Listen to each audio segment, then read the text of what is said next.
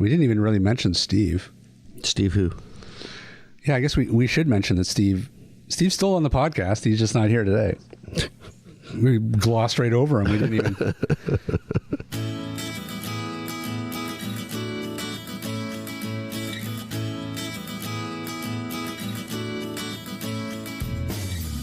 This is the AT Banter podcast, a balanced and entertaining look at assistive technology, accessibility, and its importance in people's lives.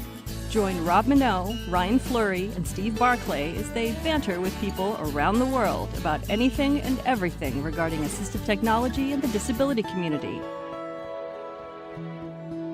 Now, on with the show.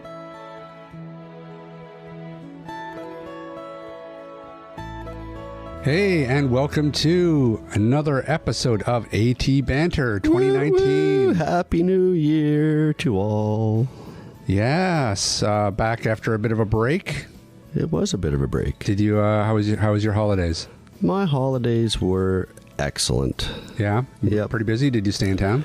We stayed in town, but Christmas Eve we're over at our neighbor's place, and then Christmas Day and Boxing Day we're out at my wife's sister's place, and then we came home and just did the eating leftovers thing and updated my computers to the latest version of Windows 10, and so just regular day-to-day stuff Good. here. Well, so it sounds like you had a bit of a relaxing break. I did. Yep. Yeah, I don't know. I found that there was a lot of running around and stuff. I think I had like maybe 2 days in there where I was kind of like, I just kind of did my own thing. I read a CSS book and X-Men comics.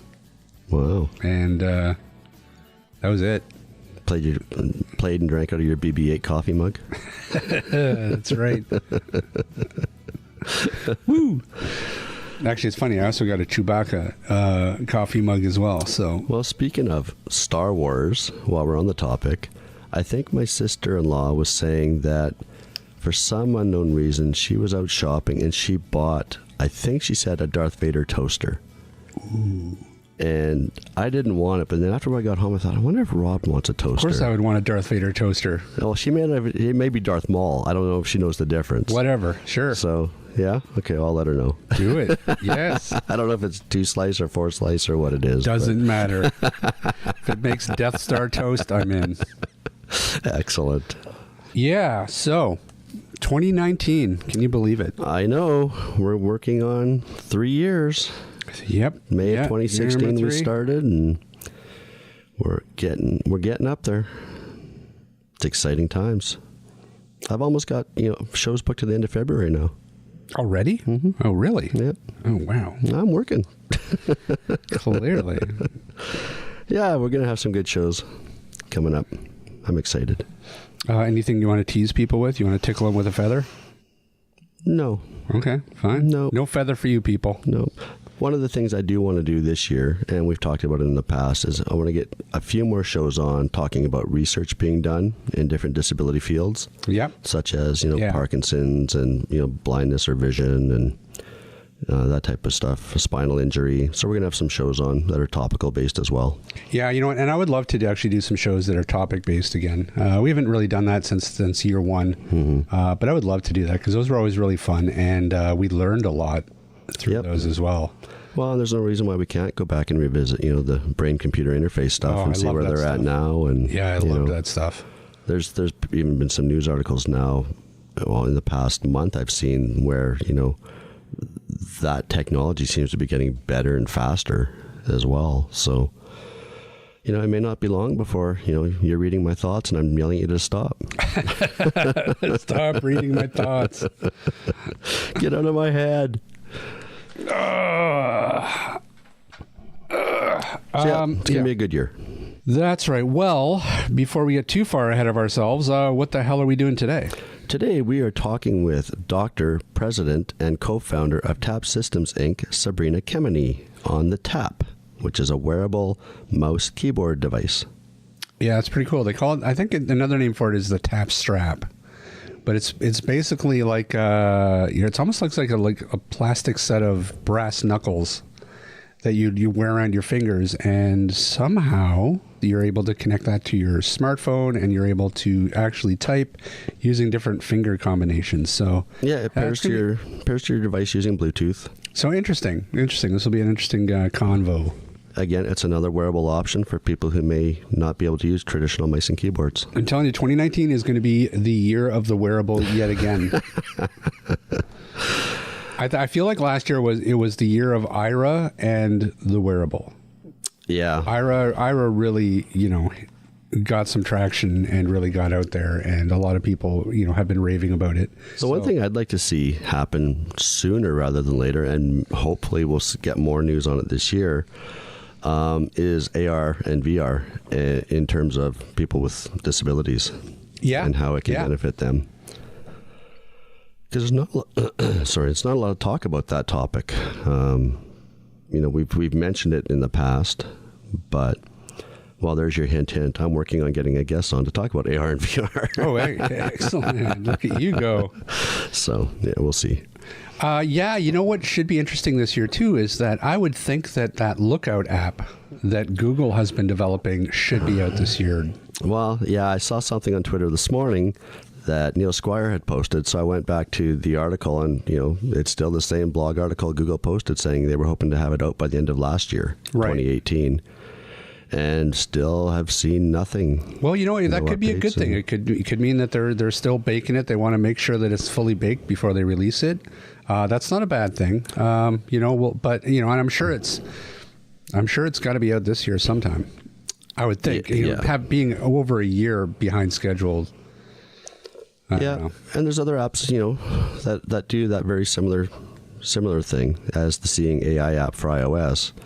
There's one called Envision AI, which you can get on Android, which works very similarly. So I'd be really interested to get Lookout once it comes out, test it, play with it, and just see how it compares. I think it's going to be an exciting year. I think that there's going to be a lot of cool stuff coming out. And well, did you see that at CES, which is happening next week, Google has expanded their floor space by like 2/3. Really? So they've got a huge showing at CES this year, which to me is hopefully a sign of what we may hear about at Google I/O this year, because it sounds to me it's going to be more than just, Google Homes, Chromecasts.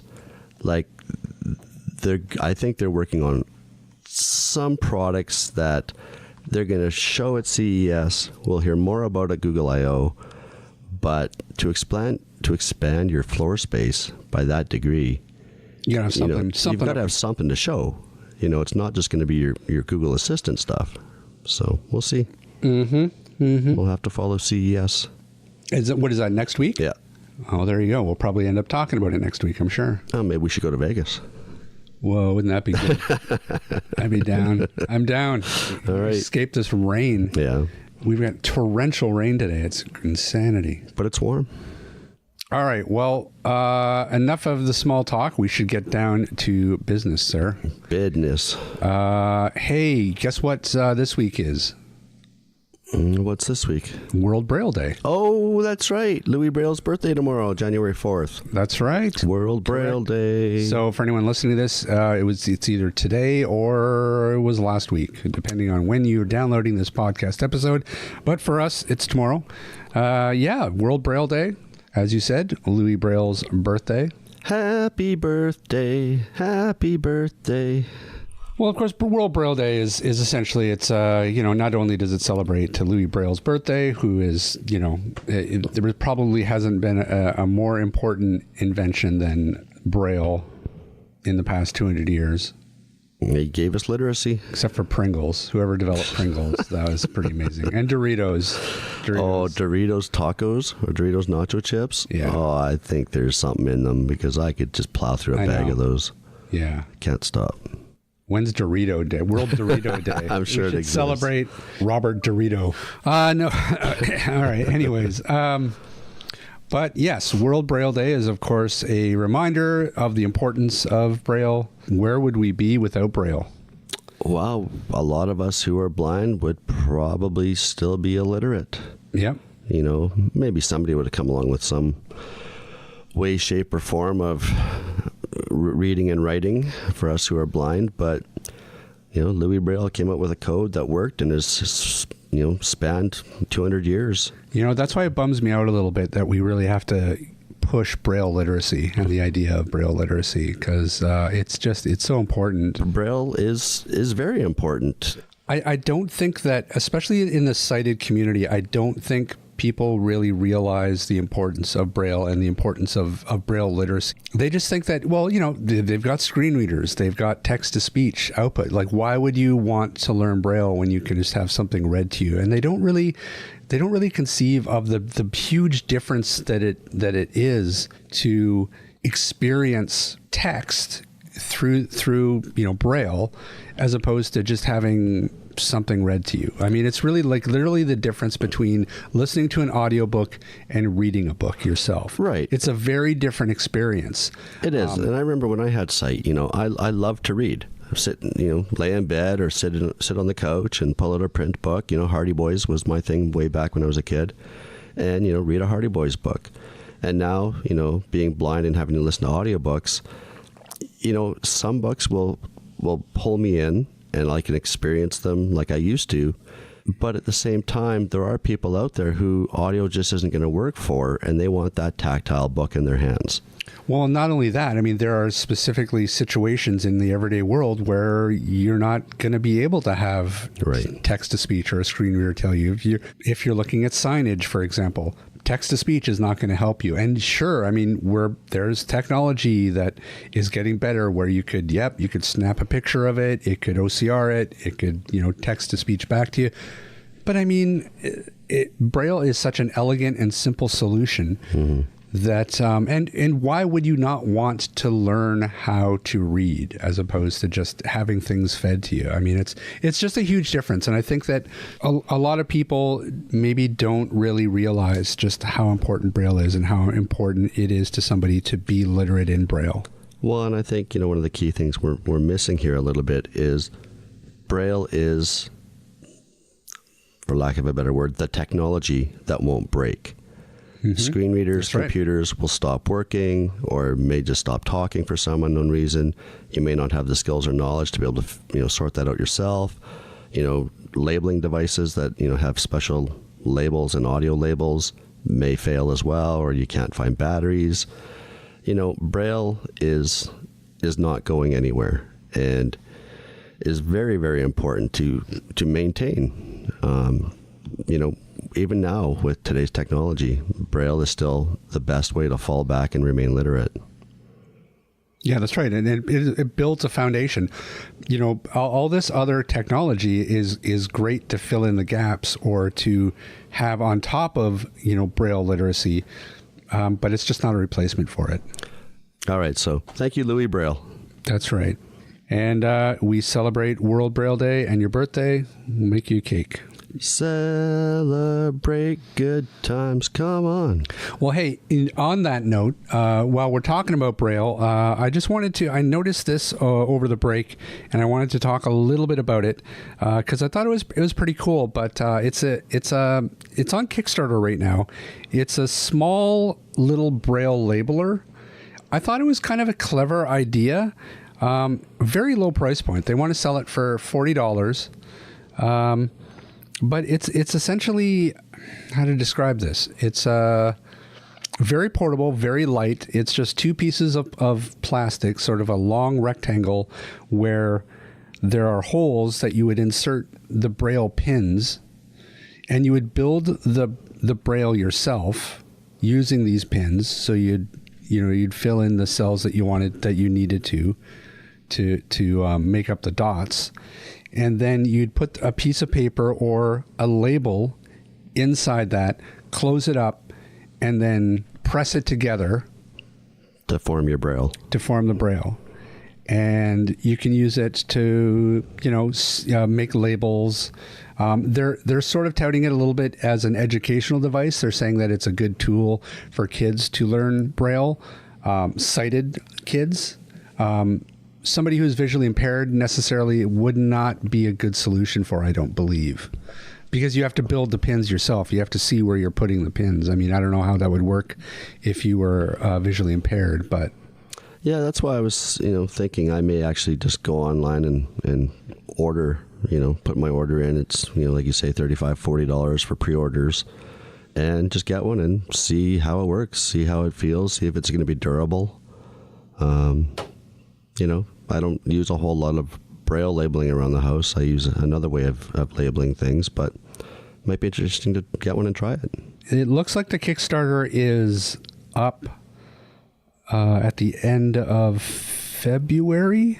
No, I'm sorry, at the end of January. So it's got about a month left in it, and they're still a little short to reach their goal. I think their goal was 13,000 Canadian, and they're up around 8,000 or 9,000 now. So, hey, I would encourage anybody who is interested to go take a look at it. The name of the product is Vrailler. It's like Brailler except with a V. If you Google that, you should come across it. We'll also, of course, include a link to that in the show notes. But what does the V stand for? Like, why Vrailler? That's a good question. I don't know. Yeah, I don't know. But now, Ryan, you were saying that, there are other Braille labelers at around this price point that do exist, correct? Yep. Mm-hmm. Yep. MaxiAids, a company in the U.S. that sells adaptive technology products, assistive technology products, has a Braille labeler that uses Dymo tape labels, those little spools, some plastic spools, and it has a dial on them that you can spin to your letter and then push this button and it forms your letter. Right. They're around $40 as well. I believe the CNIB sells Braille labelers as well. You can use the old style slate and stylus that a lot of us who are blind and been around a little while, have used to label things as well. So there's other options out there, Pen Friends for, audible labels. Sure. But, the price point's right. The price point is right. And again, I guess this falls into, it would be a good educational tool because you would learn Braille as you're making the labels. Also, these labels that come with the unit are clear so that when you put the label on, like say a spine of a book or something, somebody who's visually impaired could, of course, read the Braille, but somebody who's sighted could still read what's underneath it. Right. So, and it would also be good to label business cards, all kinds of things. So, pretty neat little product, especially for $40. You can't go wrong. Sometimes low tech stuff is the right solution for people. Sometimes low tech's the best tech. You don't need $4,000 Braille embosser. Nope. Hey, Steve, why don't you tell the fine folks about Canadian Assistive Technology? Well, Canadian Assistive Technology is a Canadian-based distributor of, guess what? Assistive technology. I would not have guessed that. Really? Oh, I got to work something better into the name then. And we do all kinds of low vision and blindness aids, as well as all kinds of physical access aids and accessible furniture. You name it. Visit our website at www.canastech.com. Rick, let me ask you about this. Chaos Technical Services. Chaos Technical Services. Don't sound so excited about it. Woo! Speaking of repairs. We are the sister company to Canas Tech. We do the repairs on low vision devices, reading machines, for libraries, Braille printers, and pretty well anything in between. We can be found at www.chaostechnicalservices.com. Joining us today is Sabrina Kemeny, the co-founder and president of Tap Systems, Inc. Well, Sabrina, I'm Ryan. Thank you for joining us. And in the room with me is my co-host, Rob Minot. Boy, hello there. Hi. And so we're going to gang up on you, but we're gentle. Okay, sounds great. Good. So, yes, I've looked at your website. Everything looks great. Oh, thank you. That's all Rob. Thank you. Yeah. I'm taking a bow as we speak. Why don't we start with just telling us a little bit about TAP and the product? Sure. So Tap is a wearable keyboard and mouse, which basically consists of 5 rings that are connected with a nylon braid that you wear at the base of your fingers, like where you would wear rings. Right. And it allows you to tap your fingers on any surface. When you tap your fingers, it registers those inputs and converts them to letters, let's say text. So, for instance, if I tap my thumb on the table, I will send the letter A to any device I have connected to it via Bluetooth. So my iPhone, iPad, tablet, computer, whatever has a Bluetooth connection can be connected with the tab. And so it's completely tactile. You can always feel what your fingers are doing, what your fingertips are doing. And so it makes for a very convenient, fast, easy way to quickly text with people, for instance. And it also has a built-in mouse, which just works like a regular mouse when you move your thumb around. The other thing that's nice for our users that are low vision is that it also has it has taps, like specific finger combination for the various voiceover commands that one would find in their iOS device. And so this means you can navigate around your phone without even taking it out of your pocket. You can, sort of leave it in your bag and still be able to answer it, do text, whatever, move around with your various, if you happen to know voiceover. Mm-hmm. And it's also very programmable so that you can assign any key on the keyboard to be any finger tap. And this is also great for people that are want to do just like a few commands, like use it as a controller device. Right. And yeah, go ahead. I was just going to say, I have to ask because I'm an Android user. How is the Android support coming along? Well, it's limited for the it works on any Android device. Okay. You could connect this to any Android device whatsoever. We in terms of the narrator, we only, as far as screen readers, we're only supporting the voiceover functions, but it works with any Android device, so that's not a problem. However, there is a limitation for our blind users in that we do have a learning system called Tap Genius, which is called Tap Aloud for our Audible only system, and that is available only on iOS, unfortunately, at the moment.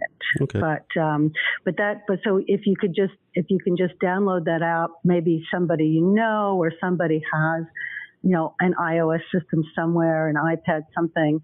Once you learn it, you don't need that anymore. You can just use it on your Android phone. Right. And what is the learning process to get up and running?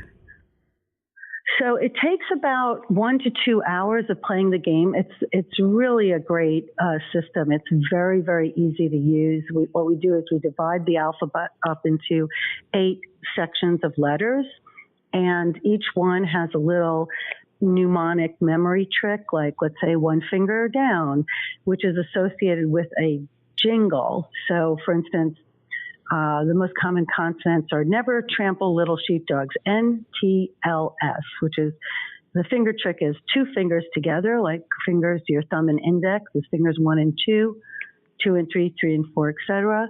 And you listen to this little jingle and you practice the letters, and it only takes about 2 hours to get through the game, and then you've got your Tap alphabet memorized.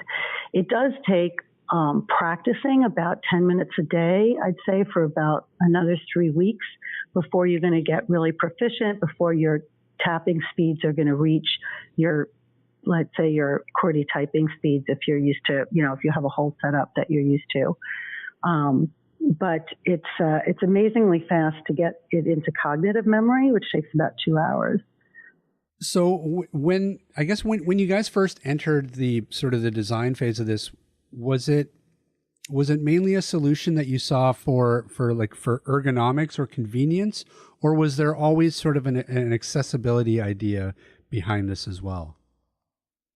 No, actually, it was kind of a fun story. What happened is, so it was envisioned really because our screens are disappearing. You think of, at the time, smartwatches were coming out on the market, Google Glass was coming out. Right. And so if there's no longer screens and touch screens, how are we going to input and communicate digitally with our world? So that was what was the genesis of like wanting to find this new way of doing input. And it was just natural to use your fingers, which are, so dexterous. They're so fast, and it just became like a really great solution. So however, we really didn't know anything about the accessibility world, and except that one day I was at dinner in the very early in the design and the research and development part of this. We were having dinner at a friend's house whose daughter has been legally blind since birth. And she was just sitting at the table, we're having dinner, and we were talking about tap. And Kira turns to us and was like, this would actually be good for blind people, don't you? And we were like, the light bulb went off. We hadn't thought of it before then. And then it was great because then Kira became an intern with us and helped us to make it an inclusive device. If not for her, it has like haptic feedback in it so that you can say, feel when it's fully charged. And, we use the haptic for all kinds of indicators. And that was all thanks to Kira. So it was great. Well, too, this is a really interesting product because it's one of these great products that it is a fantastic mainstream idea, but it also has some pretty major accessibility implications as well. Yes, absolutely. So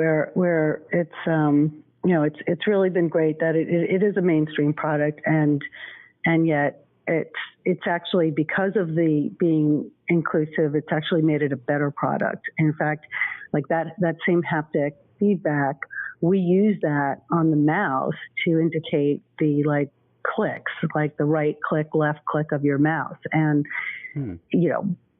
so it made it a better product all around.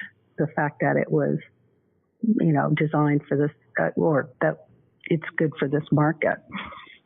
Now, is it mainly smartphones and tablets that you're finding people are using this with, or are they using it with laptops and desktops as well? Well, I would say in the sighted community, we're seeing there's more use in the desktops and laptops. I think that for our blind users, not so much. It's more of a mobile device. Okay. Because, if you have your whole setup, it makes sense, right? I mean, I'm sighted myself, but if I think about it, if I had my whole setup at home that I'm used to it, it's working well. I don't necessarily need to put on the tap. But when I'm mobile, it makes texting so much faster. Yeah. And I think so much easier. So I think that it depends on who the user population is, but people are using it for everything. And certainly once you know the tap alphabet, there's no reason not to use it, with your laptop or desktop. It totally works. And so if there's another reason that you want one-handed input, we also have a lot of people that it's not about a visual disability. It's about a physical, motor skill where right. The idea of being able to use one hand is very helpful. Well, and certainly for helping reduce repetitive strain injuries, I would think that this is a great way to avoid that as well. Yeah, we do. I mean, again, it's anecdotal, but and we don't have like a medical case study at all. Let me say that up front. But it does seem like for people that are suffering from the carpal tunnel type repetitive injuries, they are enjoying being able to use this. Because you can have a very comfortable setup. So, for instance, if you use a standing desk, I find it incredibly comfortable to use, and very ergonomic, where I'm looking at my screen, but I'm sort of reaching down lower on my desk to do the tapping, which comes in at a very nice height for me. So what is the battery life like on this device? So the device lasts for 8 hours of tapping, and it comes in this really cool carrying case, which is a charging case. So it's sort of the like the idea of the Apple EarPod things. Right. The case will charge the tap 8 times on a single charge of the case. So basically you plug the case in, it's a USB, micro USB, plug that in, and that'll hold up to 64 hours worth of tapping time. So it's really kind of nice, because you basically can can store your tap in this case, and then you turn on the button to charge it, and it's very low power. So it really goes a long way. I'm just thinking about music applications for a product like this. You know, you've got, what is it, seven notes on a keyboard, A through G or whatever, 7 chords, however you want to say that properly. You've got 10 fingers. Could you not somehow incorporate the tap to do music input or composition of some sort, or playing? So we have some music applications, but it's more in the area of control. So I don't know if you're familiar, for instance, with like Ableton Live, which is a way that you can do like live looping, and musicians use it to do compositions sort of electronically, and it's perfect for that kind of thing, where you're it's using it more as a controller. Mm-hmm. It's for using it directly as an instrument. We do have some really cute videos of people using it like a garage band. So you can use it, but that's like more just for fun, not real serious musicianship, because there is a latency in Bluetooth when you transmit. And so it's fine if you're cueing something, like also for like DJs, like you wanna cue your next song, or cue lights, or cue something. It's perfect. For direct, like my using it as a piano, it's fine for like a amateur, just fun, but not for a professional. Right. Okay. Yes. So, but it is fun. It is. I mean, but you can program it to do anything, and people have, and it is quite fun to use it for, or like, even for drumming and for different things. There's so many apps out there that do that, and you can just use the tap right for that. Well, I'm thinking about all the accessible games out there as well for, iOS and PCs, and how, using a device like this as a controller would maybe give you, even some people, more access to these games and entertainment. Absolutely. And I can't talk too much about that right now, but we've got some things in the works for gaming and accessibility. And it is because it's a very, very sensitive device. So it's for people that do have limited motor ability in their hands. It can be really allow them to do gaming in a way that they couldn't before. Now, in keyboard mode, basically every single button on a keyboard is mapped to tap. Is that correct? Yes. So almost every button. There are, like for instance, there's a curlicue special character that coders use. Sure. That's not mapped right out of the box, but it can be with our tap mapper tool. So, because you can custom map things now. Okay. But almost like all the general, punctuation and text and control characters are all mapped. So you have 31 possible taps, but so with 26 letters. But we do punctuation. We use like double taps. And they're pretty intuitive. Like for exclamation, you would double tap E, for instance, so E for exclamation, that kind of thing. So they're taught in the game as well.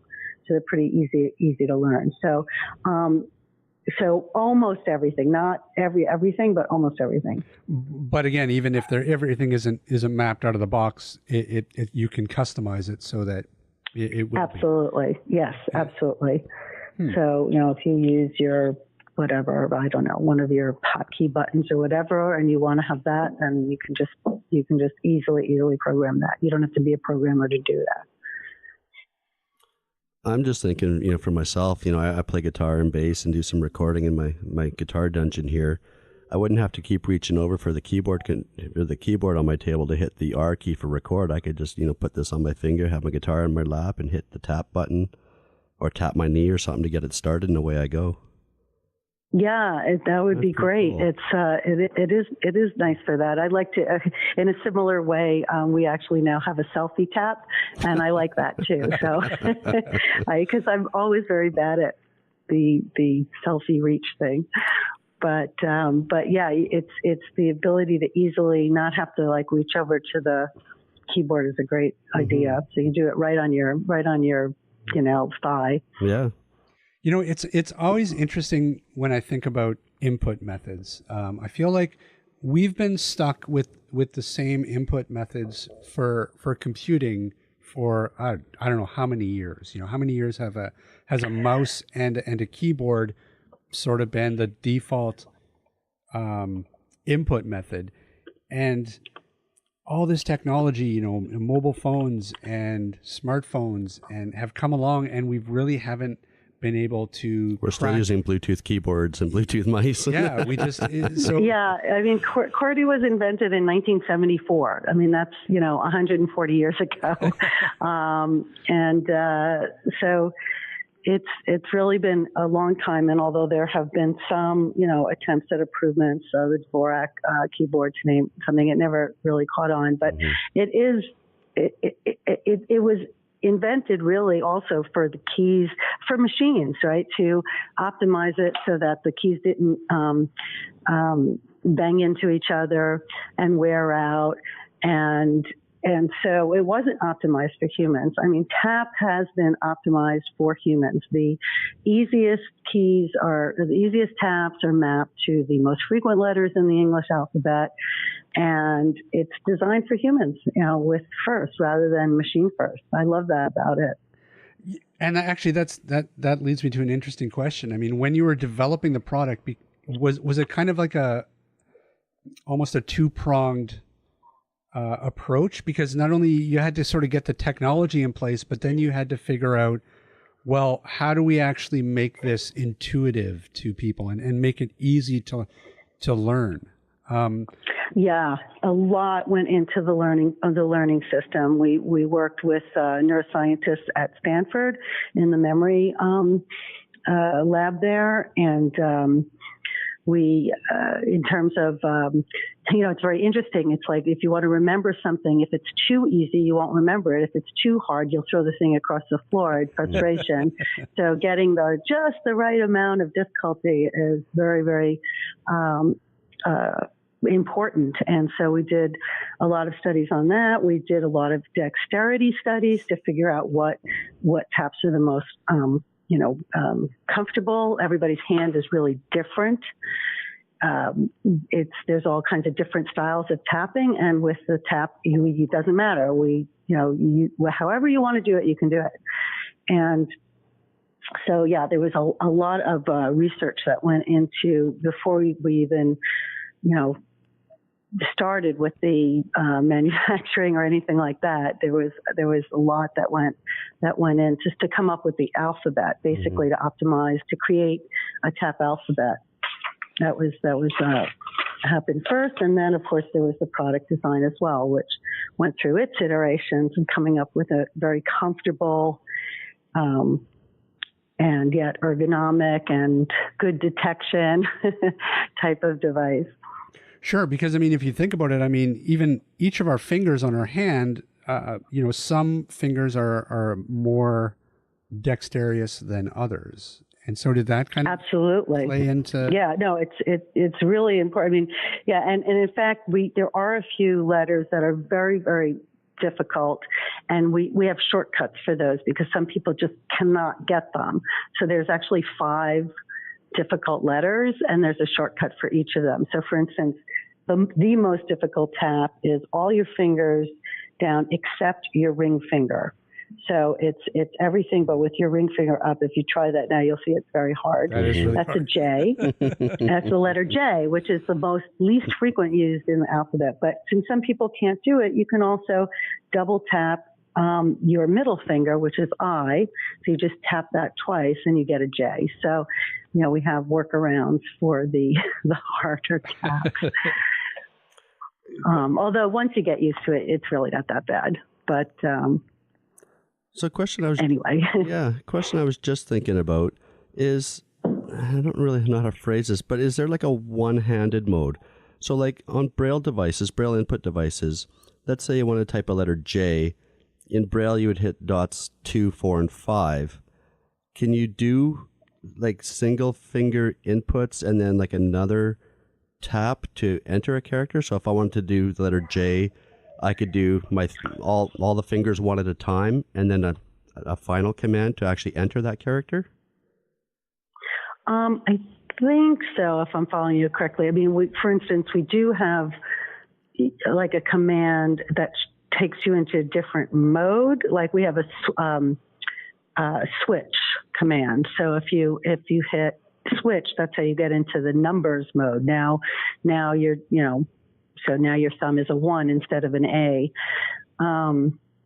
So I think that because we have that, you could do what you're saying. Yeah. So like you're saying, a J is all fingers down except the ring finger. So if I wanted to do a J, right, instead of doing all fingers down except the ring finger, can I do thumb, index, middle, pinky, and then a final character to enter that as a J?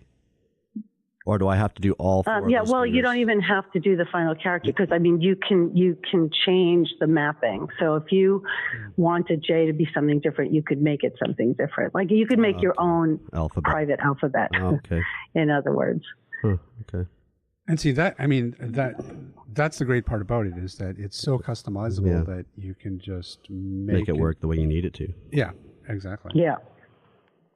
Yeah, and but it's I mean, as far as using it for text, we think we've optimized it. We've got the learning system for that, and I mean it's pretty easy to learn. I mean, it's especially if you're comparing it to, let's say, having to learn Braille as an adult, something like that, which of course is quite daunting. Of course, it's a different thing. This is an input device and not an output device, but yeah. But anyway, it's pretty quick to learn. Do you find that that's one of the sort of the hurdles that you have to get over when you're pitching this to people, is that they'll look at it and go, well, how is this going to work? Like, I'm going to have to relearn how to type on this. Do you find that you kind of have to talk them? It's definitely a hurdle, but until they put it on, like once you put it on your hand and begin to tap the letters with the learning game, it's such a great experience. Like people are like, "Oh, this is so cool!"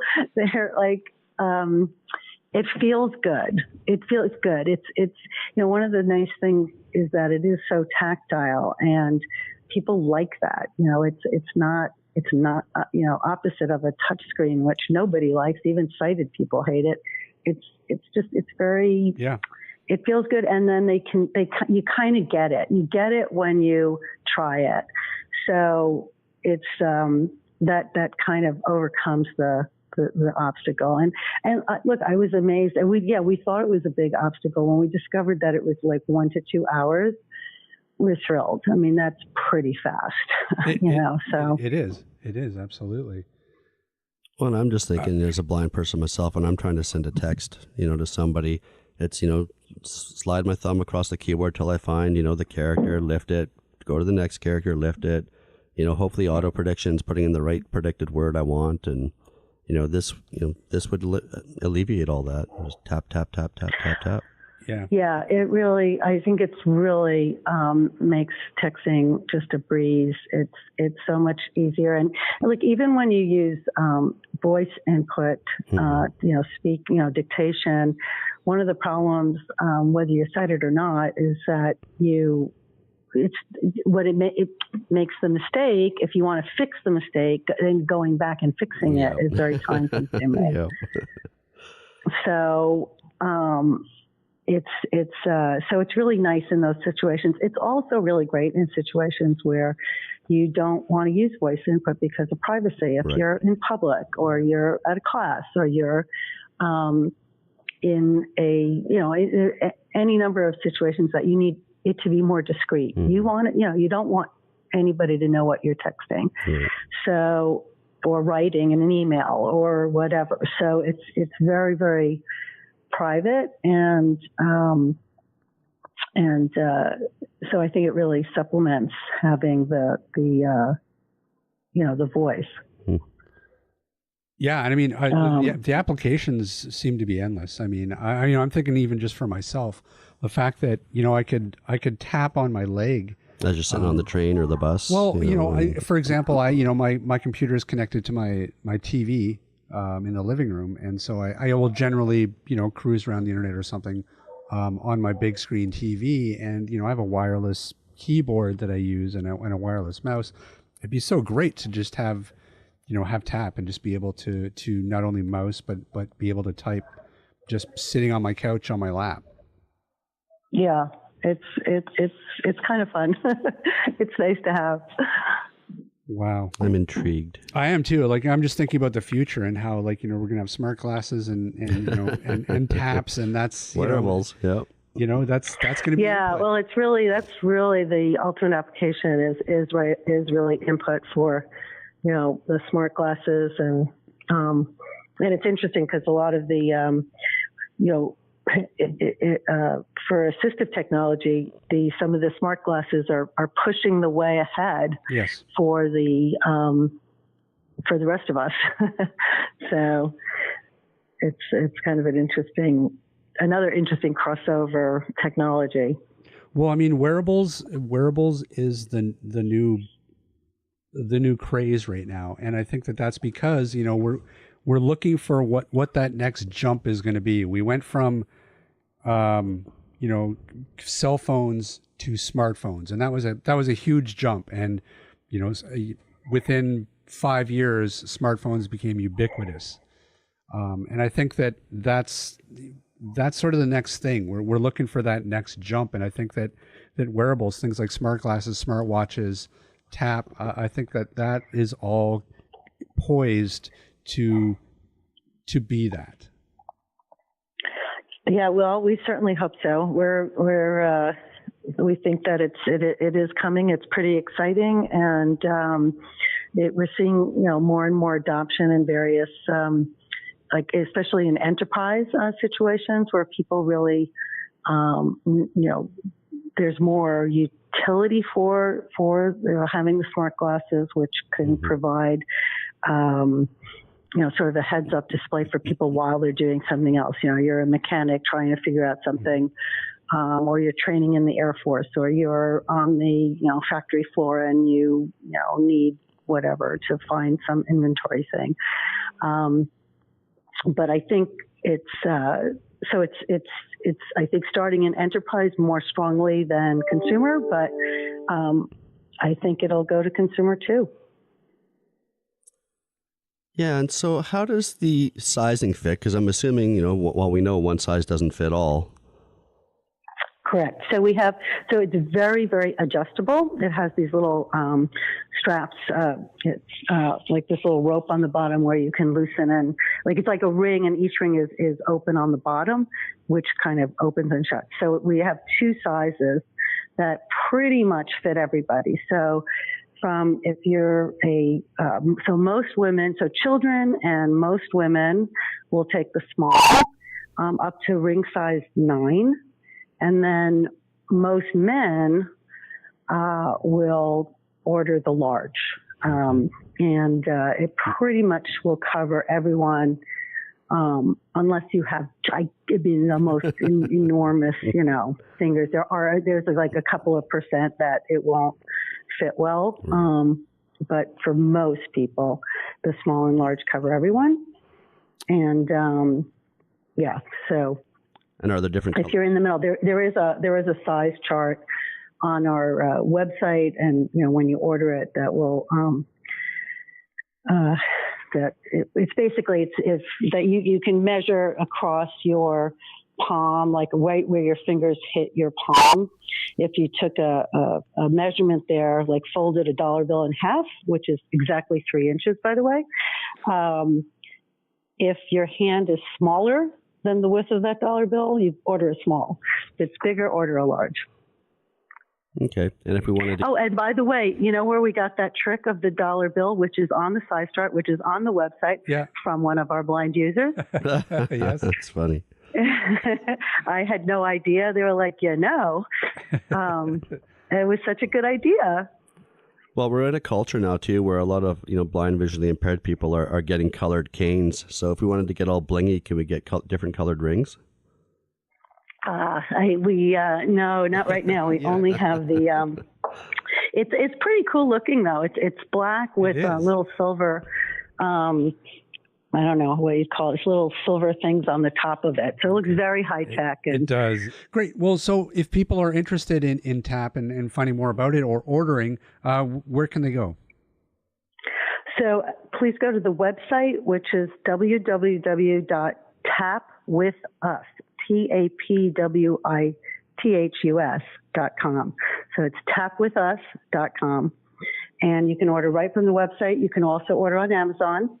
Okay. And and we'll just get one sent out to you. Oh, and I don't know, did you tell? You should probably also say it is $179 somewhere. I don't know if we said that. No, I don't think we mentioned that. But and that's U.S., right?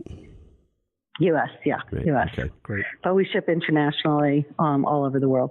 Oh, thank you so much. Really appreciate this. Thank you. All Thank right, you. Sabrina, Glad you could thanks a join lot. us.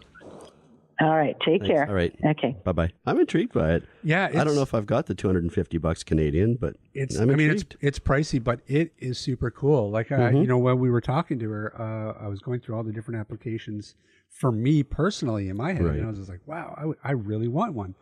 The fact that you can mouse with your thumb, which essentially would be, kind of like using a rollerball. Yep. But to be able to do that on any surface. Well, I was thinking, I could sit on my couch there with my guitar in my lap, and instead of having to juggle the guitar and reach over to the keyboard to hit R to start recording, I could tap. Yes. And it would my audio software would just start recording, and I could just start playing. Yep. Hands free.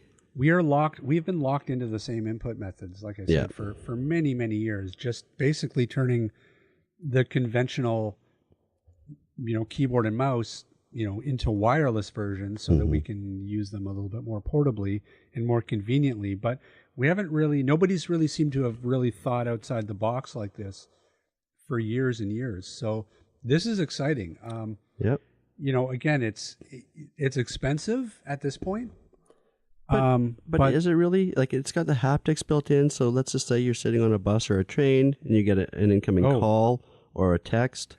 It'll vibrate till you've got a text. You can reply to that text without ever pulling the phone out of your pocket. Oh, I agree. I think that the applications are endless, and I certainly don't mean to say that it's not worth the money. It's just at that price point, people might balk at it. Might balk a little bit. Yeah. When they can pick up a wireless keyboard and mouse for whatever, like $30 these days. Yep. But oh my gosh, I would love one of these things. It's pretty neat. Love one of these things. So, and that's, again, not even really, that's as a mainstream device, as an AT device. I think this is an incredible thing for everybody. Well, it sounds like it's really thought out. Like she was saying, if you're not able to, perform a tap, you can go in and customize the key map to make it work for you. It's customized for you. Well, and the fact that they've taken obscure letters that they know people don't use all that much and mapped them to awkward shortcuts and taps, right? Because I would not be sending many emails with the letter J. That's right. in it. I'd feel like, I'm just going to use G. Then you get it, G, J, whatever. Yeah, that's not a misspelling. No, it's and when you combine that with word prediction, everybody's just, you could be typing at 40 words a minute. Yeah, it's interesting. Like I said, I'm intrigued. Hey, Ryan. Rob. Where can people find us? They can find us online at www.atbanter.com. They can also drop us an email if they so desire, atbanterpodcast@gmail.com. Hey, did we get any email over the break? Not a one. So nobody missed us last week. We didn't have a show last week. I thought our email box would explode. Be flooded with people heartbroken that we didn't do a show. Yep, it's sad. Aw. See, it's a thankless job podcasting. Thankless. They can also find us, of course, on Facebook and Twitter and Instagram. And on all your smart speakers, all the radio apps, check us out. We're everywhere. We are. All right, everybody. We want to thank you so much for listening in once again. Happy New Year. Looking forward to 2019 and another, what's 4 times 12? Quick. 48. 48 episodes coming at ya. We'll see everybody next week. This podcast has been brought to you by Canadian Assistive Technology, providing low vision and blindness solutions across Canada. Find us online at www.canasstech.com. That's CANASSTECH.com. Or call us toll free at 1-844-795-8324. For all your assistive technology servicing needs, call Chaos Technical Services at 778-847-6840 or find them online at chaostechnicalservices.com. Music provided by bensound.com. Whoa, look at that. Master of the one take.